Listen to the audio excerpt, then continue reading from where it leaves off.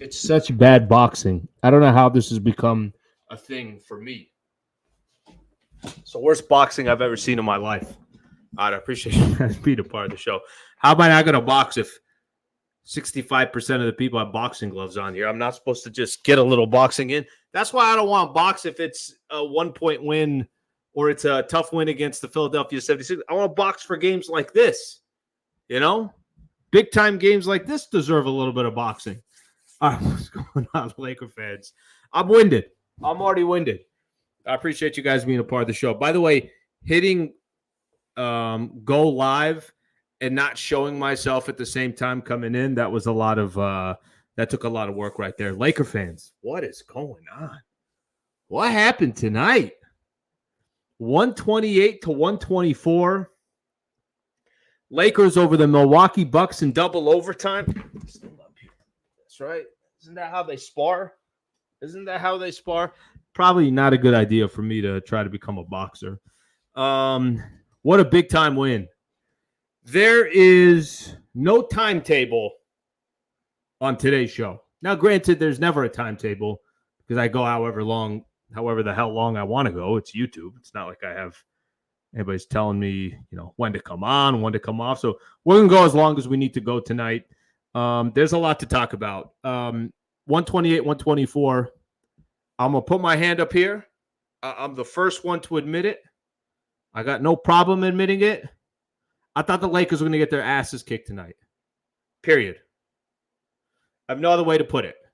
I thought the Lakers were going to get their asses kicked tonight by the Milwaukee Bucks. I really did. If you want to say, Al, you had no faith, you are correct. I had no faith. This might be one of the best wins of the year. Now, they had some other games where you could look at it. Lakers and the Celtics on February 1st without LeBron and without Anthony Davis. The Bucks game in LA a couple weeks ago. Lakers obviously won that game. No LeBron James in that one as well. But this one, there's a couple side stories of what made this game so special tonight compared to some of those other games. So we're going to get into it. There's a lot of individual performances that I want to talk about. I want to spend some time talking about Anthony Davis. I want to spend some time talking about how this win could potentially – this could turn things around here. I'm not trying to sound too dramatic here, but there's a lot going on in the Western Conference. There's some other teams out there that have opened up a door, let's just say, for the Lakers. And I thought there were some interesting quotes from a lot of these players. And Sammy's in the background here. He's going to be putting some of those in the private chat, so I'll be reading those. If you got comments, get them in. Tonight is going to be a very busy night because the Lakers pull up a big win. So if you want it guaranteed to be read, throw it in the super chat. Don't feel obligated to throw it in the super chat, but I'll make sure to read the super chats as well. Please subscribe to the channel. All right, let's get right into it. 128, 124, the final score. For me, what I would say is the most impressive thing tonight more than anything else is there were plenty of times for the Lakers to just fold up shop and call it a day and say, all right, what are you going to do? You win some, you lose some. We're not expected to win this game. And they could have just said, let's move on to Memphis tomorrow, and the Lakers didn't do it. Let me throw some scores out here. I like the way ESPN does this. ESPN does that game flow, and it just shows the score of the game and what it is at certain points of the game. 23-8. Let me just find some more scores. 29-12. Let's find some other ones. 35-20. So this is all still pretty early on, and it has that probability of what the probability is going to be of one team winning or one team beating the other. Right before we got to halftime, Milwaukee went on a run, and Lakers were down by 16. I want to say was the halftime score. Let me find this. 53-40, 58-42, down 16. And the reason why I like doing this, too, is because it shows the probability. There was a point, Lakers were down 94-75 with 8:25 left to go in the fourth quarter. There was a 99.6% chance that the Milwaukee Bucks were going to win this game. The win probability for the Milwaukee Bucks at one point in this game reached 99.6% after Damian Lillard made a jumper to put them up by 19, 99.6%. Now, granted, something to keep in mind, there were two different points in this game that the Lakers were down 19. So I'm going to go back to that. Before I get into any of the details of the game, before I talk about anything else, for me, when you have a squad that is on the road, you're not expected to win the game. And on top of that, you're down double digits and you're in the fourth quarter. That's not a proposition to find a way to win.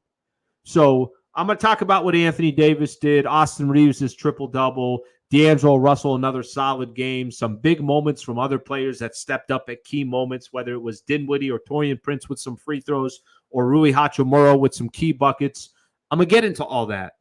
But I think for me, the thing that stuck out most about this Lakers team tonight, and again, I'm not trying to be dramatic, but games like this can change your season around. They 100% can.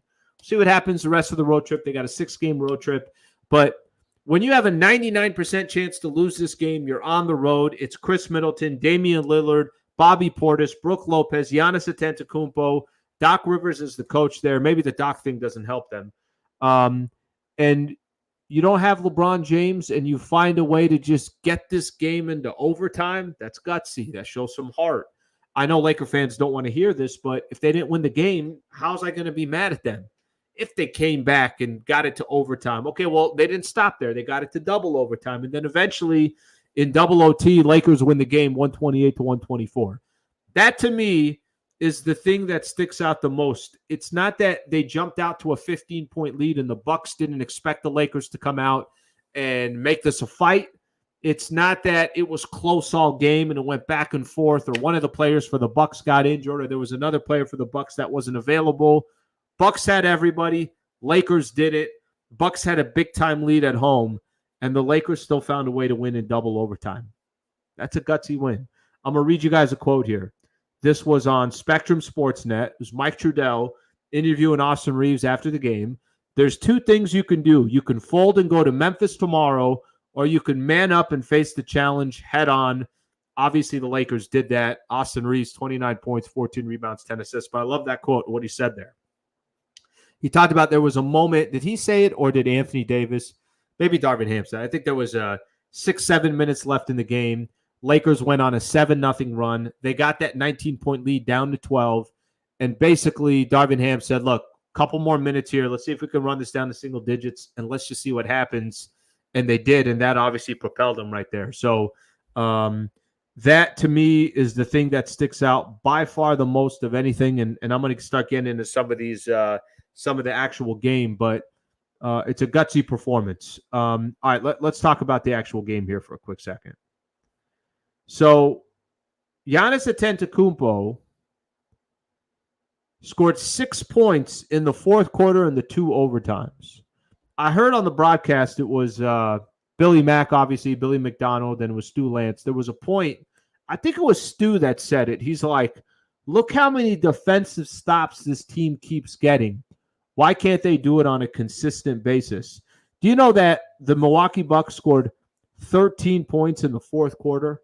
13 points total in the fourth quarter. Lakers outscored them by 14. It was 27-13. It was just the last game that I was talking about against the Indiana Pacers where the Lakers gave up 46 points in the fourth quarter. So defensively is how the Lakers won this game. And if you guys were listening to my show last night, I did on 710 ESPN. It was on Lakers Talk, and I was spending a little time. Even in the pregame show, I was talking about this. How can you be a team that's taken serious if you can't play defense in this league? If you can't play defense, then I'm sorry, when push comes to shove, when you get to the playoffs, when the game slows down, when they're calling more fouls, all that stuff, you got to be able to get stops. And the Lakers have kind of been a joke when it comes to the defensive side. Tonight, how many possessions were they going back and forth from the fourth quarter on where the Lakers were getting stops on? There was stretches here where Dame would miss a shot. Giannis would miss a shot. Malik Beasley would miss a shot. Middleton was, I mean, they'd go 3-4 possessions without getting a bucket. So that to me also obviously stuck out in this game. And then you kind of start looking at individual performances. And I do believe that I do believe it's a complete team effort, and I'll tell you why it is. Now, you got individual performers that performed and took their game to another level, but let me just kind of get through a couple of these guys. I know Dinwiddie didn't have a good game. He was 1 of 8 from the field, and he only had 7 points. But he hit a big-time three in that first overtime. All right, so he had a moment right there. Taurean Prince, I know only went 3 for 10, 1 for 5 from the three-point line. It's kind of funny that I'm mentioning these two guys first. But Taurean Prince also had a couple clutch free throws to send the game into overtime. I think it was 1-on-1 apiece by the time they get into that in the fourth quarter, by the time they got into that first overtime. So that was obviously big right there. Rui, who had a much better game than the two guys that I just mentioned, 16 points, 14 rebounds, 7 of 14 from the field, timely buckets, shots when they need it. And by the way, his field goal percentage, I don't know what he is with the rest of the NBA, but every time I feel like I look at that man's box score, he's shooting from three, he's shooting from the field about 50%. Okay, now let's get into some of the other players.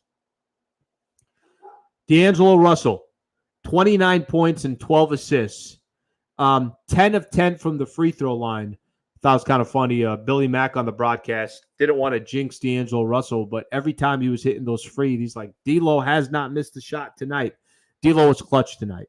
D'Lo also hit Austin Reeves. It's kind of a miscommunication between, I want to say, Malik Beasley and Damian Lillard to free up Austin Reeves to take that three, to put the Lakers up 3 and kind of not ice it, but put the Lakers in the position that they needed to be in. D'Lo did his thing, 29 points and 12 assists. And then Austin Reeves, 29 points, 10 assists, and 14 rebounds, 10 of 20 from the field, hit 4 3-pointers, obviously hit that big 3-pointer that I was talking about. Those starters were fantastic. And crazy the amount of minutes. I'll get into the minutes when we start talking about Lakers and Memphis coming up tomorrow. But crazy the amount of minutes. And you could tell all these guys, they're feeling it in their legs. And Austin Reeves clutch tonight. D'Lo hitting the free throws. Other guys kind of having moments. You need everybody to step up in a game like this where you don't have LeBron James. I just thought it was so impressive. So, that's what I mean by everybody had a moment in a complete team effort. Okay, I'm going to wait on Anthony Davis in a second. Let's get to some of these comments here. Damn, a lot of comments tonight. A lot of comments tonight. Some people just throw boxing gloves up there. So then they see me actually box when it's time. And, not exactly, let's just say I'm not, it's not Evander Holyfield out there, right? Probably not. Floyd Mayweather's probably not going to watch some of the tape here and say, you know what, I should have applied this when I went 50-0 in my career. Know what I'm talking about? I think you guys know what I'm talking about.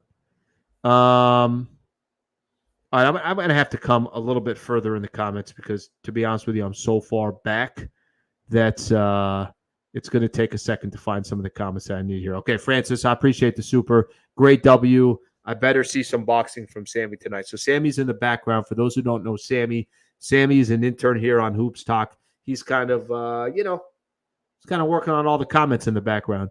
Sammy, he was sparring for about 30 minutes before we came on here. So don't worry about it. It's not a bad idea. Not a bad idea. I see what you're doing here. It's not a bad idea.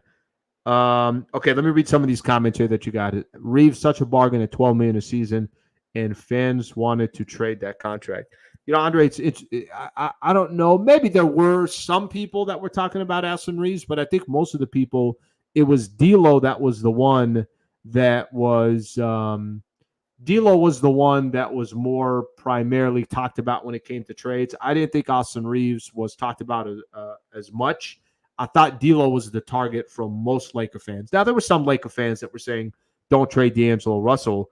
But, Austin Reeves, what is Austin Reeves got? Is it 12 a year? I think you're right. Because it's 4 years. That's right. Yep, 4 years, $56 million.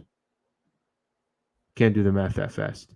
D'Lo, 3 straight threes was key. Yeah, every time Lakers would get it down to 8 or 9 points, Milwaukee would get it right back up. But there was a stretch, obviously. And this is a little bit of what D'Angelo Russell does. This is a little bit of what D'Lo does. D'Lo's had a lot of moments like this where he gets you buckets and spurts. He could just get you pop, pop, pop. All of a sudden, he could have 12 points in a span of 4 or 5 minutes, and it could be the difference of the game. We saw it in the playoffs last year. Who did he do that to? Memphis?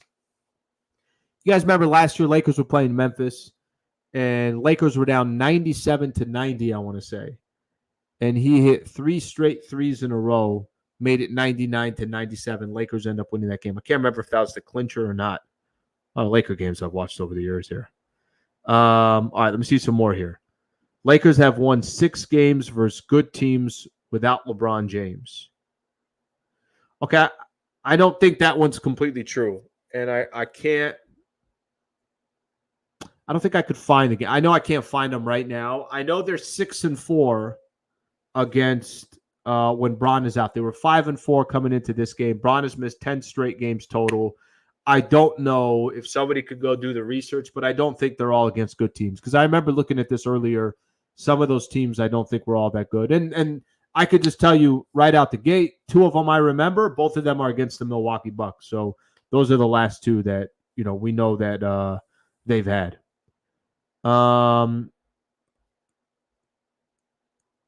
Let's see what we got here. Don't worry about this, Xavier. This is going to keep happening. I'm telling you, I keep trying to – we'll get into the rest of the NBA, but the Phoenix Suns, if you go look at the standings right now, let's just do it right now. What are we waiting for?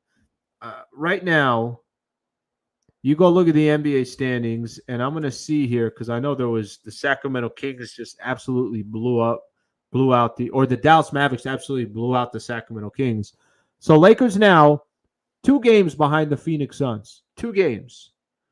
What's crazy is 24 hours ago when we were sitting here, Golden State beat Miami, so they got a little, they got a not breathing room, but they're kind of going to stay on the Lakers' heels, and they got to worry about the Houston Rockets. They got their own things to worry about. But what's crazy is if you'd have told me 24 hours ago that we were sitting here, Phoenix, I just assumed was going to beat the Spurs without Wemby. And frankly, I thought the Lakers were going to lose the Bucks. I thought by the time today was all said and done, Phoenix could have been up 4 games on the Lakers. The fact that the Lakers, they would have been up, Lakers would have had 33 losses. They would have been up 4 games in the loss column. The fact that the Lakers picked up ground on the Phoenix Suns in the last 24 hours before Phoenix has even started this 10-game stretch against so many tough opponents, that's crazy. That's crazy to me. So I think Phoenix, I think Phoenix, get ready on the Phoenix Suns.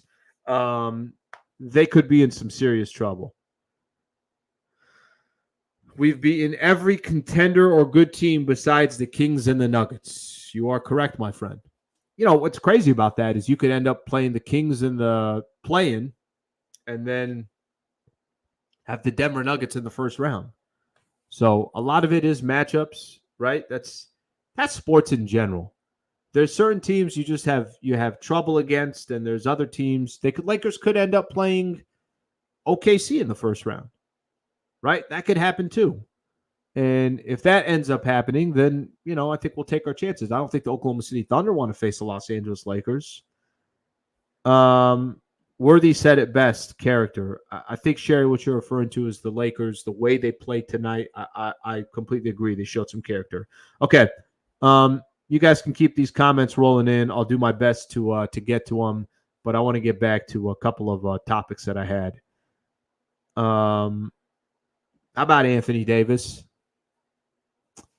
Can we spend a couple of minutes on Anthony Davis here for a quick second? So there's a reason why I went through all the other players first, and I kind of waited on the Anthony Davis piece.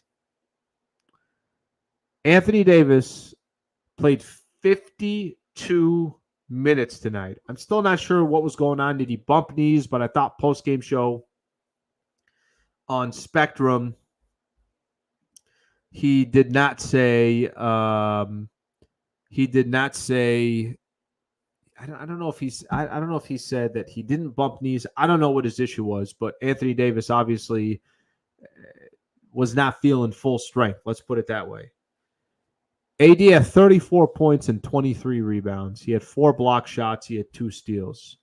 On the other side was Giannis Antetokounmpo, who was a stud too. Look, give Giannis all the credit in the world, even though I felt like the Lakers just completely shut Giannis out from the fourth quarter on.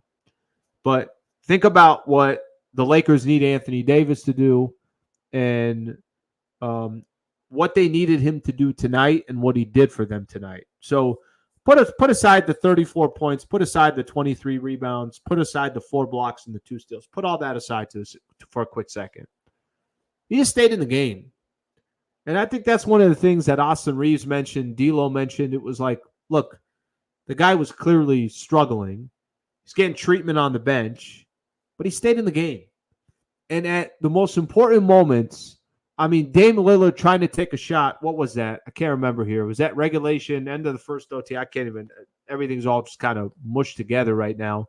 But he gets a block on Damian Lillard. Stops Damian Lillard from scoring. Where the hell's my phone? What the hell's going on here? I'm on a live stream. Call you back. Okay? Live stream. All right. Middle of a live stream here. The hell's going on here?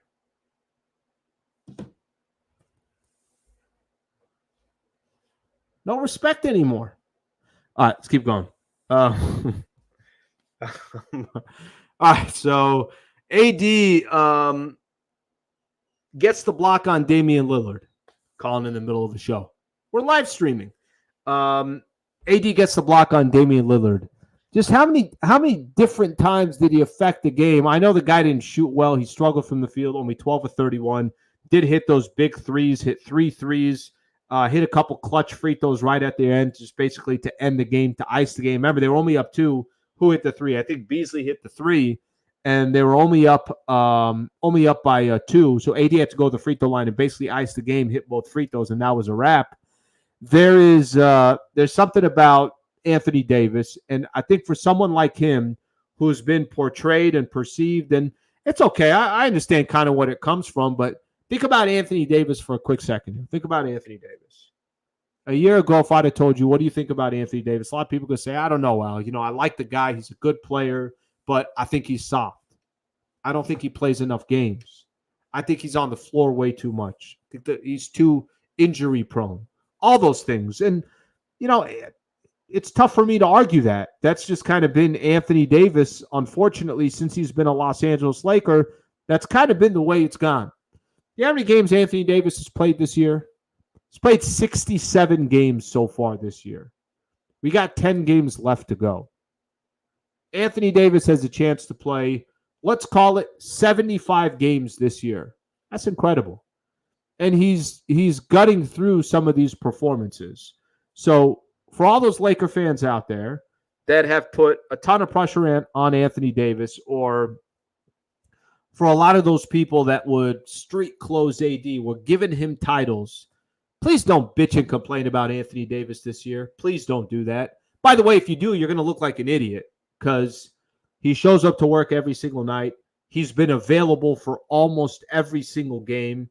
He's gutting through some of these performances. The man played 52 minutes tonight. Obviously, LeBron not there, and is still finding ways to impact the game. So, Anthony Davis, I know there have been times where there have been some questions from Laker fans. Is this the dude? Is this the guy? Is this really the player that you want to be the future of your franchise? Is Anthony Davis, are the keys going to get handed to Anthony Davis? Is AD going to grab the keys from LeBron James and say, look, get in the passenger seat. I'm driving this thing. I know sometimes that still kind of flips back and forth, but this is who Anthony Davis is. AD is one of the best players in the world. I'd say probably top 10 in the NBA, but at some nights he looks like top 3 in the NBA.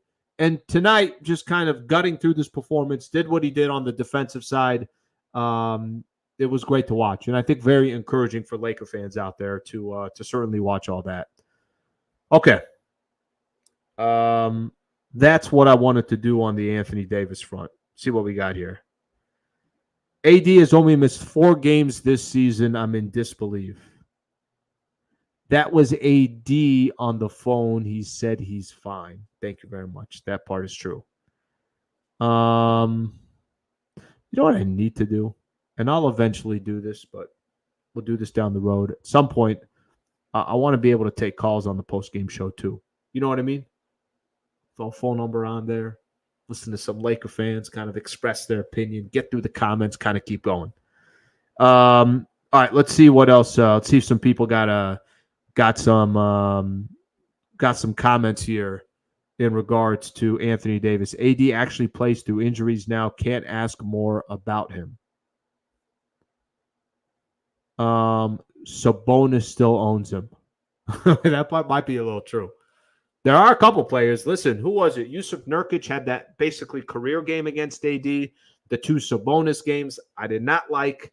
Jokic obviously does his thing. I almost put Jokic in a different world. But Giannis, that's 2 straight games against Giannis. I mean, AD is doing his thing. AD is him. AD iced the game after playing those 52 minutes.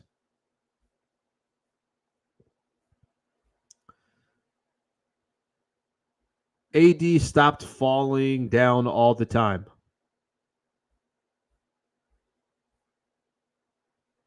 Not sure why. This is an interesting one. AD was having a horrible shooting night. Even more credit to him. I think I know what you're saying there. I think what you're saying is even with a bad shooting night, he didn't allow it to affect him, and he just kind of, did his. By the way, he did have a horrible shooting night. He took 31 shots and only made 12. So it's not like Anthony Davis. This is not one of those nights where you look at it and you say, oh my gosh, look how efficient he was. Wasn't efficient at all. But still, like I said, got it through a performance and made it happen.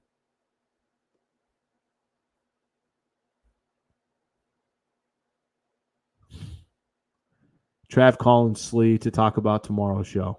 No, it's actually my girl. In the middle of a show. What's going on here?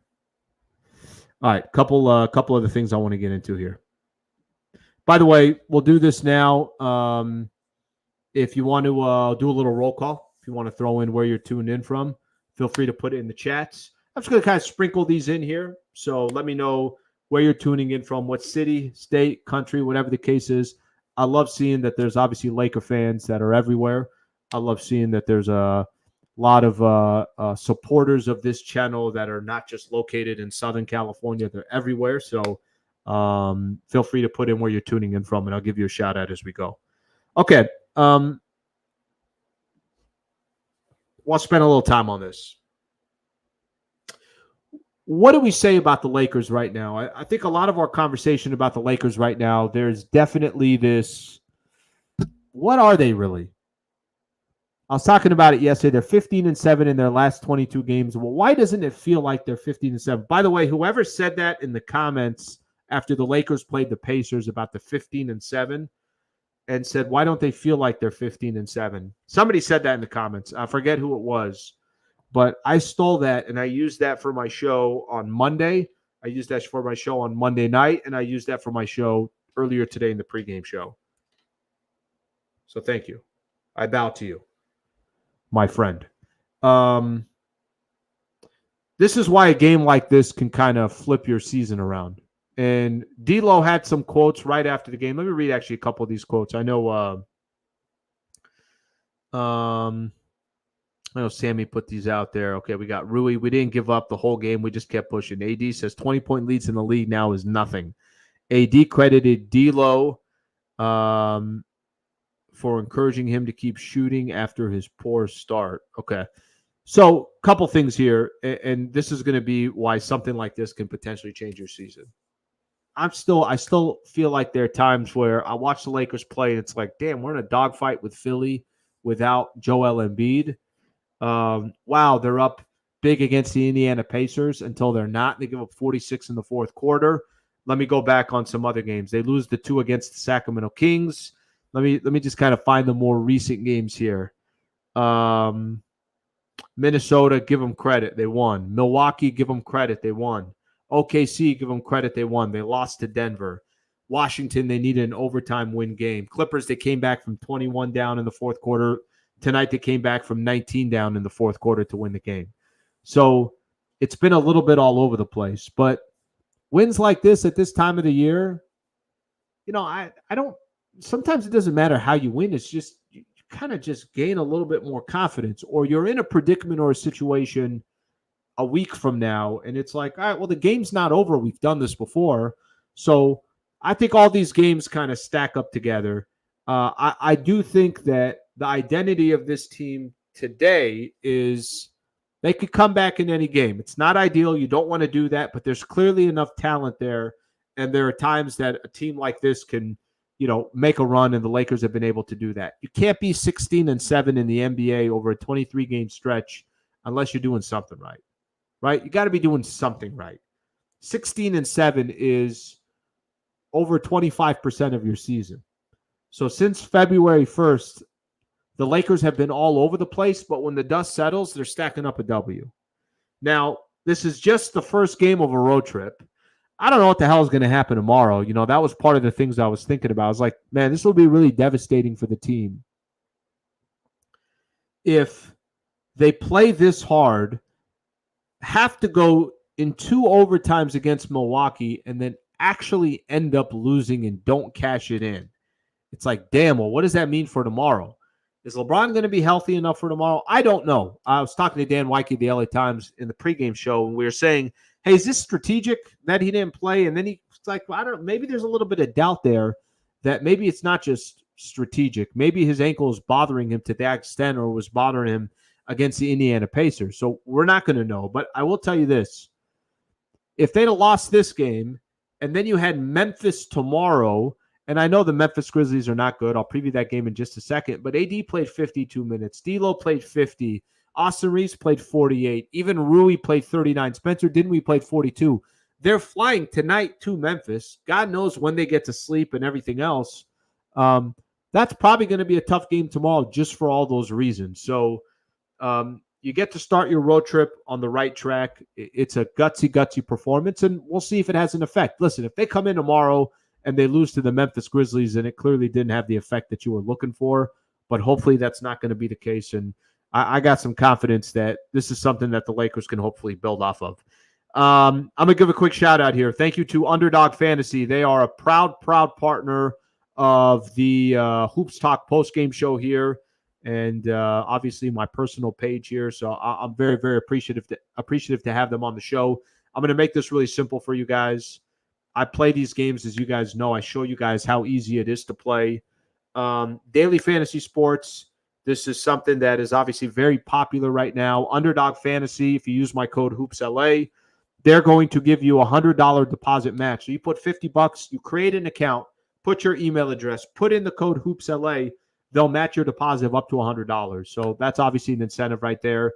The way you play, it's easy. I go pick'ems right here. I do pregame as in games tomorrow, and I do NBA. I already got my match here. Steph Curry taking on the Golden State Warriors, taking on the Orlando Magic tomorrow. Steph Curry, higher or lower than 24.5 points, I'll go higher.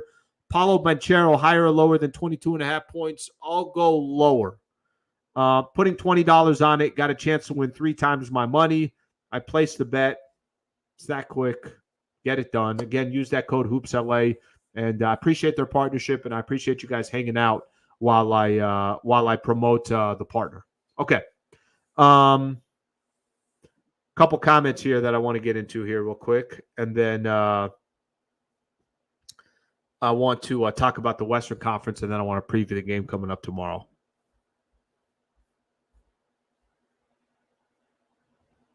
Come on, Alan, bet more than $20. Do you know me? Have you ever met me before? Counting every penny there. Probably not as much as I should.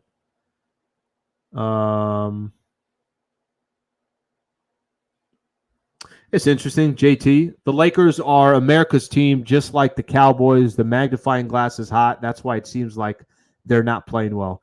JT, I think there's a couple things, and we talked about this over the last couple of days. I don't think it's just that. I think that's part of it, but I also think is they never moved in the standings. They're still 9th. There were other teams in the Western Conference winning too. So because they didn't move in the West, it's not like they went from 9th to 6th over this stretch, and you're like, okay, hey, I really feel that the Lakers are they've gained a lot of ground in the Western Conference. I think that has something to do with it. I think because also it's not like they just figured something out or they got a player back and all of a sudden it's like, okay, well, that's why they were losing. Now they're going to start winning games because this player came back. So I think there's a few factors that are in there, including the one that you're talking about. Yes, they're always under the magnifying glass, but even with that, I'm not sure that I can give them. I'm not sure I can give them too much credit because they're all over the place when it comes to some of these games.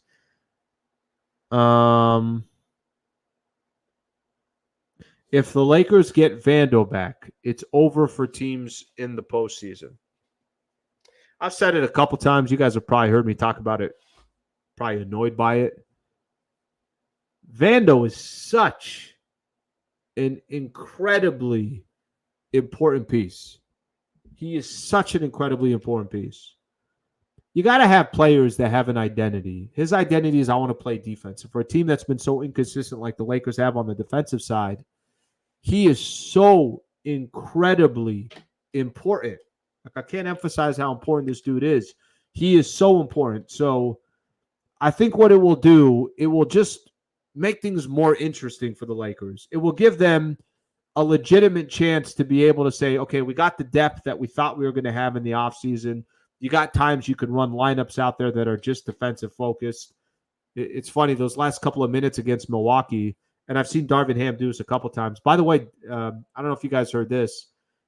D'Angelo Russell went out of his way in the postgame show today to say that Darvin Ham was excellent tonight. Some of the plays that he drew up, he went out of his way to give the man some praise. But Darvin was doing this thing, offense for defense, right? You got there's certain times there were so many substitutions every time there was a dead ball or something along those lines. They need that luxury of having more players, more depth. I mean, think about it. Christian Wood, Gabe Vincent, Cam Reddish, Jared Vanderbilt. There have been so many role players that I think they could use it. Maybe not every game. Maybe they don't sound like big-time sexy players, but they're helpful. Vando, I think, is as big as it gets.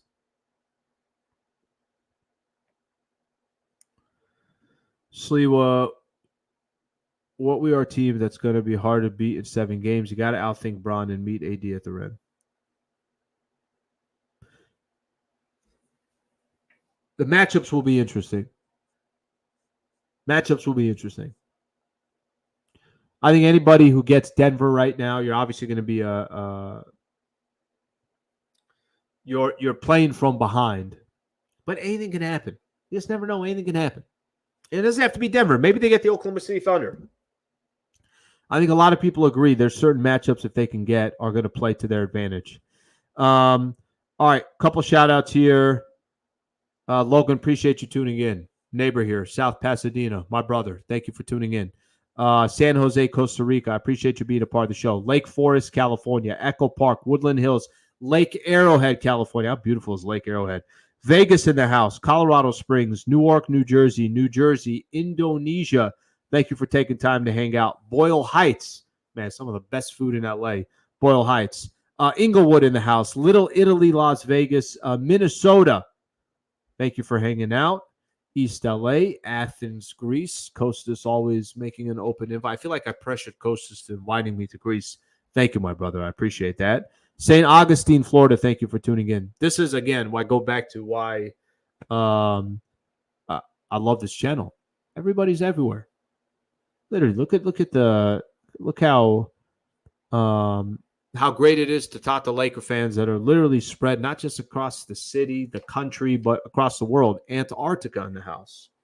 All right, you must be a new one because I don't think I've heard you before. Welcome in. Colorado Springs, Toronto, Philippines in the house, Anaheim, West Covina, Mission, Texas, Utah, Diamond Bar, Hollywood, Seoul. Thank you for being a part of the show. Arizona, Cincinnati, Ohio, Santa Fe, New Mexico. What a beautiful place. All right, see what else we got here. Appreciate everybody spending some time here. So thank you for doing that. Hopefully, I hit up most of these people here that put in their area. Highland Park, Irvine. Thank you all for being a part of the show. Okay, I got 2 more things I want to do. Talk a couple stories around the NBA. And then I'm going to get into the game tomorrow against Memphis. I feel like I'm going to sneeze. You guys know how that goes. It's been a while. I haven't sneezed in a while, Lake fans. I don't know what the over-under is on. We should put that on Underdog. Underdog Fantasy should have an over-under on how often I sneeze and if I will sneeze. Okay, NBA standings. So 40 and 32, 8 games over 500. Pretty impressive, to be honest with you. I mean, won 4 games in a row. Start of a 6-game road trip. Lakers are going to be favored in 4 of the next 5 games on this road trip. So even at this point, if you just win the games you're supposed to win, that's an incredible road trip. So obviously they got Memphis coming up. Let's say you take an L to Indiana. Okay, handle Toronto, Washington. Who am I missing? Am I missing a team? That's 6. Oh, Brooklyn. That's right. Indiana, let's say you take an L there. Handle the teams you're supposed to win, which is Memphis, Brooklyn, Toronto, and Washington, which you're going to be favored in all those games. Those teams are not very good. I mean, if I just go by record, Memphis tomorrow, they're 24 and 48. All right. Indiana coming up on Friday, they're 41 and 32. That's where I'm basically saying, okay, if you take an L and you take that one, all right, it happens. But look at the other teams' records. Brooklyn is 18 games under or below 500. Toronto is 23 and 49. Are they 26 games below 500? Did I do that math right? Damn. So you got Brooklyn, who's 18 games below 500. You have Toronto, who's 26 games below 500. You have Washington, who's 14 and 58 on the season. I mean, these are the teams that you got coming up. All the bottom feeders of the Eastern Conference. So, and then one of those teams in Memphis, who's 24 and 48. Twice as many losses as you have wins. They got some work to do. What's happening around the Lakers right now? Sacramento lost earlier today, so Lakers are 2 games back in the loss column of the Sacramento Kings, but 3 games back total just because of the tiebreaker. I'm going to see right now. Let's go to Tankathon real quick and see the strength of schedule for everybody. After every game, it's helpful to see where everybody is. Phoenix, toughest schedule left in the NBA. We've talked about it. Sacramento, this is kind of interesting. I did not know this. The 3rd toughest schedule left in the NBA is the Sacramento Kings. Interesting. Okay. Sacramento does have the tiebreaker, like I mentioned. Dallas, the 23rd, easiest schedule left. Lakers, 25th. Golden State, 26th. So those are all the teams that are in front of you right there. Who did I miss? There's Dallas there. So that kind of gives you a little bit of an idea of where everybody's sitting. I will say this. So Lakers got Memphis coming up tomorrow. Got the Grizzlies coming up tomorrow. That's something to keep in mind. And I'm not telling you that, the world's going to end with the Memphis Grizzlies, but they still got some players. And I know most of their main players are not there, but Jaren Jackson Jr., Desmond Bane obviously has always been a problem a little bit for the Lakers. But a lot of their other guys that they have are just basically all young players that, are not necessarily going to be a part of the team moving forward, or they're not going to be big pieces a part of the team. I mean, their injuries, and we know this just because of the Grizzlies and what they've dealt with this year. They've had Luke Kennard, Brandon Clark, who, by the way, could come back against the Lakers tomorrow. I saw that report a little bit earlier today. Derrick Rose has been out. Marcus Smart has been out, and Ja Morant, Zaire Williams. So they've had a lot of guys that have been in and out of the lineup this year. So they're supposed to beat the Memphis Grizzlies. The only question I got tomorrow is, will we see some fatigue from the Lakers? Will we see a team that's just simply tired? And if you beat the Milwaukee Bucks, but you weren't able to take care of the Memphis Grizzlies because you had to go to double overtime, that would suck. But if they walk away tomorrow and just get that W, and then we just kind of move on and get ready for the Indiana game, that's big time right there. The question is going to be, will LeBron play? and then how fresh the rest of the guys are. All right, a couple more comments here, and we're going to call it a night. Like to see AD sit tomorrow. Yeah, that's an interesting one. That's an interesting one. I think if LeBron plays and, guys like Jackson Hayes and some of these other players like, look, we're coming out, we're getting a W against the Memphis Grizzlies, then I'm okay with that. But I'm also okay if Anthony Davis says, guys, I could give it a go. I'm fine. Let me just be on the floor. I need you guys to kind of step up. Let me focus more on the defensive side than let Anthony Davis play. You just can't risk an L tomorrow. You can't. Because getting an L tomorrow after you got an L today, that would be, take all the air out of the that would be really shitty for me, to put it bluntly here. Grizz and the Washington Grizzlies are the trap games. Could be. Both of those games are second of back-to-backs.